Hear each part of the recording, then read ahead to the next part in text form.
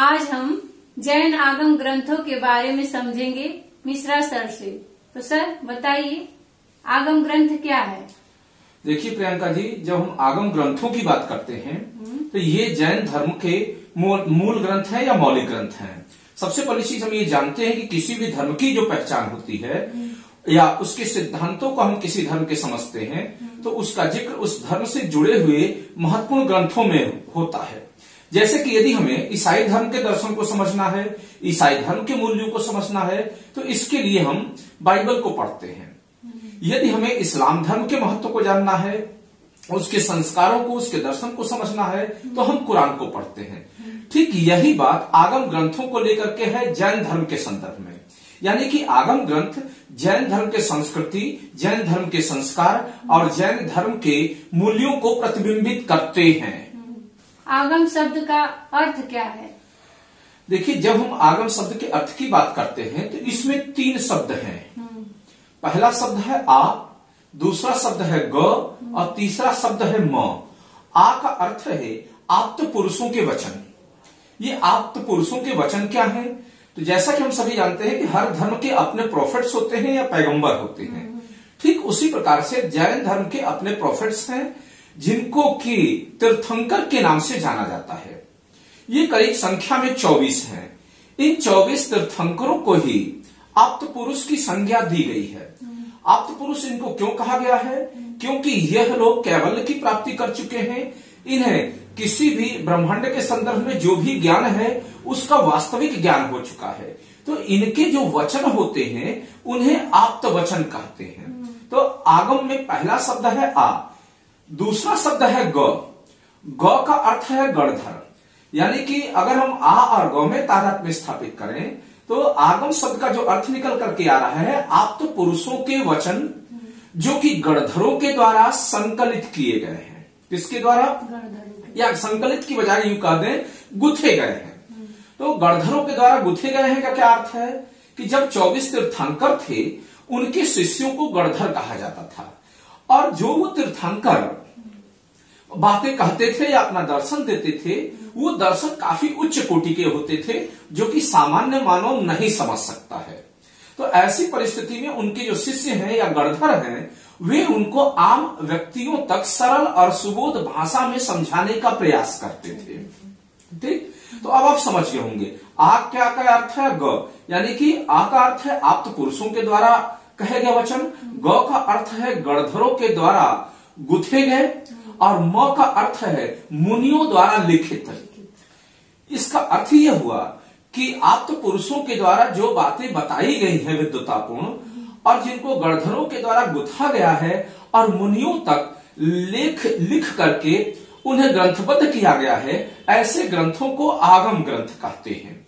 जैसा कि हम सभी जानते हैं कि इस्लाम धर्म का महत्वपूर्ण ग्रंथ कुरान है, तो कुरान भी किसी के द्वारा लिखा गया होगा, बाइबल भी किसी के द्वारा लिखा गया होगा। हालांकि ये सभी जो सिमेटिक रिलीजन है इनकी तो मान्यता यह है कि यह ईश्वर की अभिव्यक्ति है, लेकिन जैन धर्म किसी काल्पनिक आस्थाओं पे ज्यादा भरोसा नहीं करता है। यह पूर्ण रूप से तर्क और शास्त्रार्थ पे आधारित विषयों पे बात करता है। तो यहाँ जो भी चीज किए गए हैं विद्वान मनुष्यों द्वारा किए गए हैं। तो आगम किसी एक व्यक्ति के द्वारा लिखी गया ग्रंथ नहीं है और ना ही यह कोई संख्या में एक है। जब हम बात करते हैं कि आगम ग्रंथों की संख्या क्या है, कितनी है, तो आगम ग्रंथों की संख्या को लेकर के प्रायः कुछ मतभेद हैं। जैसे उदाहरण के तौर पे जो श्वेतांबर स्थानक वासी हैं और तेरापंथी हैं इनका मानना है कि आगम ग्रंथों की संख्या 35 है। वहीं जब हम श्वेतांबरों की बात करते हैं तो श्वेतांबरों को मानना है कि इन ग्रंथों की संख्या 45 है। तो मैं उम्मीद करता हूं कि आगम ग्रंथ के अर्थ समझ गए होंगे। आगम किसी एक शब्द का नाम नहीं है बल्कि आ, ग और म तीनों के ही अर्थ है और इन तीनों के सामूहिक प्रयास को आगम कहा जाता है। और ये कोई एक ग्रंथ नहीं है बल्कि कई ग्रंथों का एक संग्रह है। अब आप अपना तीसरा प्रश्न या अगला प्रश्न पूछ सकती हैं। सर, तो मेरा तीसरा प्रश्न है आगमों का क्या महत्व है? देखिए प्रियंका जी, जब हम किसी धर्म ग्रंथ के महत्व को समझते हैं तो सबसे पहले इसकी थोड़ी हमें बारीकियों को समझना होगा। जैसा कि मैंने बताया कि आगम ग्रंथ किसी एक ग्रंथ का नाम नहीं है, एक रचना का नाम नहीं है। तो जो आगम ग्रंथों की श्रृंखला है उन्हें हम कुल 4 भागों में बांटकर देखते हैं, या हम का मतलब है जैन धर्मावलंबी 4 भागों में बांटकर देखते हैं। ये जो 4 भाग हैं, अगर इन 4 भागों को अगर आप समझ लेती हैं तो आप जैन आगम ग्रंथों को समझ लेंगी, और जब जैन आगम ग्रंथों को समझ लेंगी तत्पश्चात ही जाकर के इन आगम ग्रंथों का महत्व आपको समझ में आएगा। फिलहाल इसकी बारीकी समझ के लिए तो आपको जैन मुनियों से संपर्क करना पड़ेगा, या फिर मैं अभी ऑप्शनल की क्लास जब लेकर के आऊंगा भारतीय दर्शन की तो उसमें डिटेल में चर्चा करूंगा। साधारण शब्दों में समझ लें कि जो जैन आगम ग्रंथ हैं ये कुल 4 भाग में विभाजित हैं, और ये जो 4 भाग हैं इनमें का पहला भाग है प्रथमानुयोग, दूसरा भाग है कर्णानुयोग, तीसरा भाग है चरणानुयोग, और चौथा भाग है द्रव्यानुयोग। अब इन चारों नियोगों को, यानी कि जिसको हम बांट रहे हैं, अगर सरल शब्दों में समझें कि ये क्या है, तो सबसे पहले आता है प्रथमानुयोग।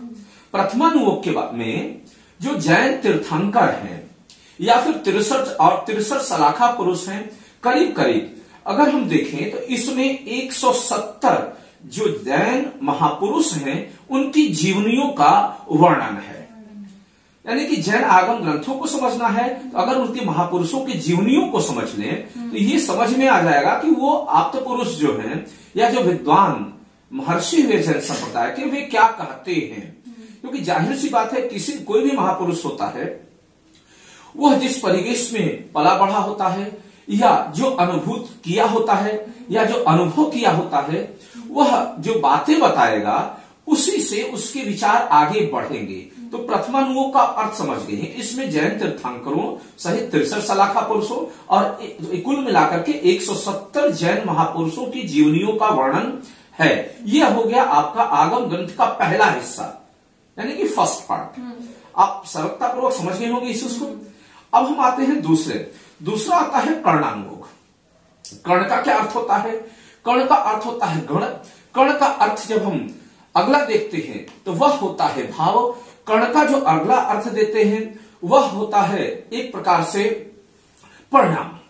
तो कर्णानुयोग के भीतर जिक्र किसका है?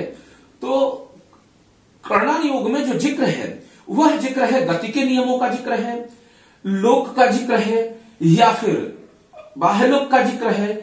इनसे संबंधित बातों का जिक्र किया गया है। तो आप इसको बहुत अच्छी तरीके से समझ गए होंगे। अब जैसे कि गति का नियम है, अगर आप पूछना चाहेंगे कि इसको बहुत डिटेल में तो बताना फिलहाल यहां संभव नहीं, क्योंकि हम सामान्य परिचय दे रहे हैं। सामान्यतः जैन धर्म में नर्क, त्रियंक, मनुष्य और देव 4 के संदर्भ में बातें इसमें कही गई है। तो अब आप ये समझ गए होंगे पहला कि प्रथमानुयोग कौन सा है, दूसरा समझ गए होंगे कि कर्णानुयोग कौन सा है। अक्सर लोगों के मन में यह भी एक विचार उभरता है कि इनके प्रमुख ग्रंथ कौन कौन से हैं। तो जब हम प्रथमानुयोग की बात करते हैं तो इसके प्रमुख ग्रंथ हैं हरिवंश पुराण, पद्म पुराण, महापुराण आदि। वैसे ही जब हम कर्णानुयोग की बात करते हैं तो इसके जो प्रमुख ग्रंथ हैं वे आता है तत्वार्थ सूत्र। अगर आप देखा जाए पूरे जैन दर्शन को अगर शॉर्ट टर्म में आपको समझना है तो तत्वार्थ सूत्र का आपको अध्ययन करना पड़ेगा, या सबसे महत्वपूर्ण ग्रंथ मेरी दृष्टि में यह आता है। इसके अलावा आता है त्रिलोक सार, त्रिलोक विभाग आदि। तो ये हो गए आपके प्रथमानुयोग और कर्णानुयोग। अब उसके बाद आता है तीसरा जो महत्वपूर्ण जो विभाजन किया गया है वह कहा किया गया है चरणानुयोग में। चरणानुयोग क्या है? तो चरणानुयोग में आपको मुनियों के और श्रावकों के आचरण से संबंधित बातें कही गई हैं। जैसे कि अब श्रावक कौन है? तो जैन धर्म में 2 लोगों का जिक्र है। पहला जिक्र है मुनियों का। मुनि का मतलब जैसे आपके यहां साधु संत होते हैं वैसे ही जैन धर्म में मुनि होते हैं। दूसरा जिक्र है श्रावकों का। तो श्रावक कौन होते हैं? तो श्रावक गृहस्थों को कहा जाता है। हालांकि गृहस्थों से थोड़ा सा श्रावक शब्द उच्च क्वालिटी का है। इसके दर्शन पे हम कभी बाद में चर्चा करेंगे जब इंडियन फिलॉसफी के लेक्चर्स लेंगे। तो साधारण शब्दों में आप गृहस्थ समझ लेंगे।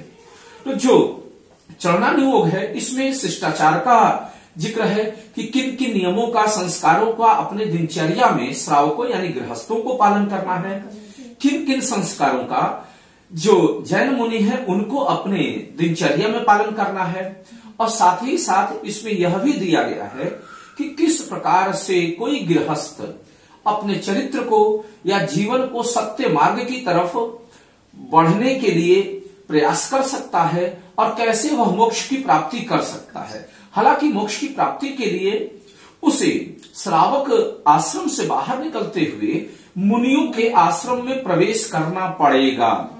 फिलहाल गृहस्थ जीवन में रह करके आप जैन धर्म के काफी हद तक जो सत्य संस्कार हैं उसको आप हासिल कर सकती हैं। तो अब प्रश्न है कि इसके महत्वपूर्ण ग्रंथ कौन कौन से हैं। तो जब चरणानुमोक्ष की बात करते हैं तो इसके जो सबसे महत्वपूर्ण ग्रंथों में आते हैं तो गृहस्थों के लिए रतन कंडक श्रावकाचार, ये सबसे महत्वपूर्ण ग्रंथ है। कौन सा?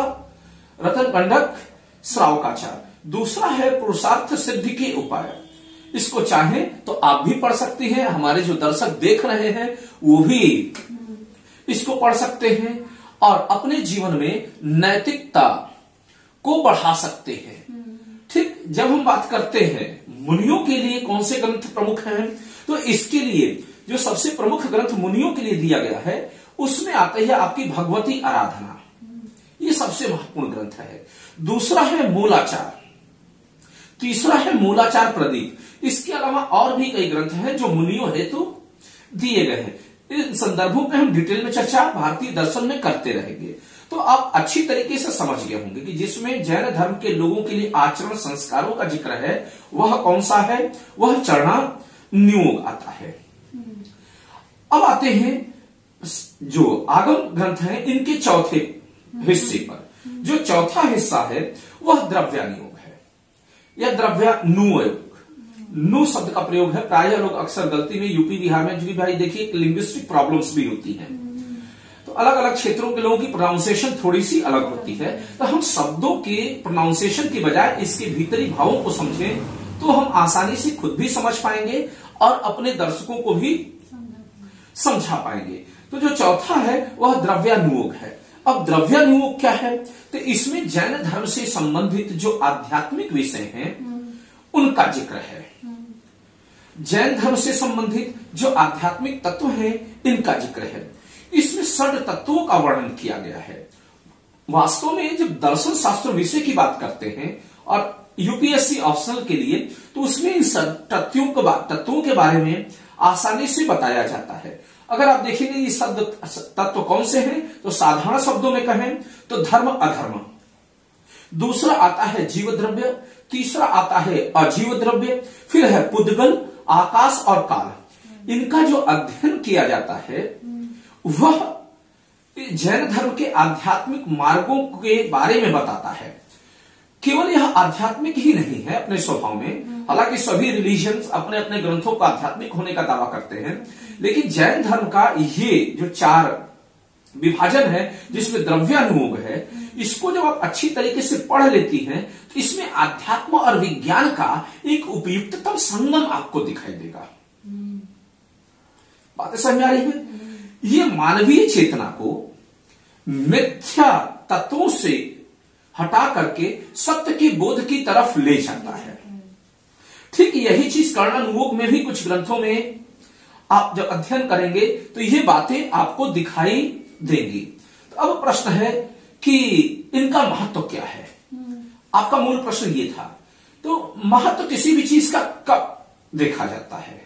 जब हम किसी के महत्व की बात करते हैं तो उसका महत्व होता है कि कोई भी ग्रंथ या कोई भी विद्वत्पूर्ण जो पुस्तक है जब हमें मिथ्या से मार्ग से हटा करके सत्य मार्ग की तरफ ले जाए, तो मिथ्या मार्ग से हटाकर सत्य मार्ग की तरफ ले जाए, तो वही उसका महत्व है कि हम सत्य की खोज कैसे करें, सत्य को कैसे पहचानें, उसको कैसे धारण करें, उसका प्रसार कैसे करें और सत्य मार्ग पर चलते हुए अपने आप को कल्याण के राह पर कैसे ले जाएं और दूसरों को भी कैसे प्रेरित करें। क्लियर है? तो अब मिथ्या मार्ग से सत्य मार्ग की तरफ जाने का क्या जिक्र है यहां पर? यहां सिंपल सी बात समझें, ये क्या चीज है? अंगूठी है। ठीक, ये जिसको आप अंगूठी समझ रही हैं, किसकी अंगूठी है? सोने की अंगूठी है। तो अंगूठी एक शब्द है। इसके पहले यह सोने का बिस्किट हुआ करता था। अभी जब इसको तोड़ेंगी तो कान की बाली बना सकती हैं, या आप अपने नाक की नथिया बना सकती हैं। तो कान की बाली आप इससे बना सकती हैं, नथिया बना सकती हैं, फिर सोने का बिस्किट बना सकती हैं। तो जो ये अंगूठी है वह इसका मिथ्या आवरण है। अंगूठी से कल यह बाली होगा, कल झुमका होगा। तो जो झुमका का आवरण है, जो अंगूठी का आवरण है, वह पूर्ण रूप से मिथ्या आवरण है। यह इसकी वास्तविक पहचान नहीं है, लेकिन आम आदमी उस मिथ्या को ही सत्य मान बैठता है। और इसकी सत्यता केवल यह है कि यह सोना है, यह स्वर्ण है। स्वर्ण के रूप में इसका महत्व है, अंगूठी के रूप में इसका कोई महत्व नहीं है विशेष। अंगूठी हमारा भ्रम है, कान की बाली हमारा भ्रम है। तो जो ऊपरी भ्रम हमें सत्य के रूप में दिखाई देते हैं, और जब वो ऊपरी भ्रम टूटता है और हमको दुख होता है, हमको लगता है अंगूठी टूट गई, हमें कष्ट हुआ, कान की बाली टूट गई, हमें कष्ट हुआ, तो ध्यान रखेंगे। तो वह जो मिथ्या आवरण वाले तत्व हैं, उनका समापन हुआ है, ना कि ओरिजिनलिटी का। इसके यह सोना तब भी था, सोना अब भी है, इसकी कीमत तब भी थी, इसकी कीमत अब भी है। तो जब इस प्रकार का ज्ञान दिया जाता है, तो सामने वाले पर से जो मिथ्या भाव है या मिथ्या भावों के जाने का जो दुख होता है, वह उस दुख के मार्ग से हट करके सुख, आनंद, या फिर यूं कहा जाए समत्व योग की तरफ बढ़ता है।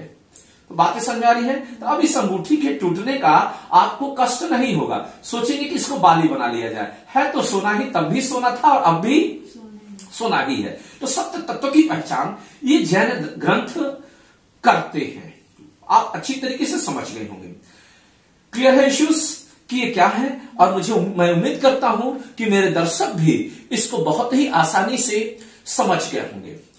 साथ ही साथ मैं अपने दर्शकों से कहूंगा कि यदि आप भारतीय दर्शन के ऐसे विषयों को गंभीरता से समझना चाहते हैं, तो मैंने केवल एक सरल विवरण दिया है। और जैन दर्शन में घुसे बगैर कि एक आम हिंदू या मुसलमान जो कि जैन धर्म ग्रंथ के बारे में नहीं जानता है, उसको साधारण शब्दों में कैसे अभिव्यक्त किया जाए, उसका मैंने प्रयास किया है। अगर इसमें विस्तृत ज्ञान लेना है जैन संस्कृति और संस्कार के बारे में, तो आप हमारे चैनल को लाइक और सब्सक्राइब कर सकते हैं। और आगे जब भारतीय दर्शन यानी जब दर्शन शास्त्र ऑप्शन जो कि बीए और एमए में भी काम आएंगे और यूपीएससी ऑप्शन में भी, उन पे जब चर्चा करूंगा उन लेक्चर्स में, तो डिटेल में चर्चा करूंगा।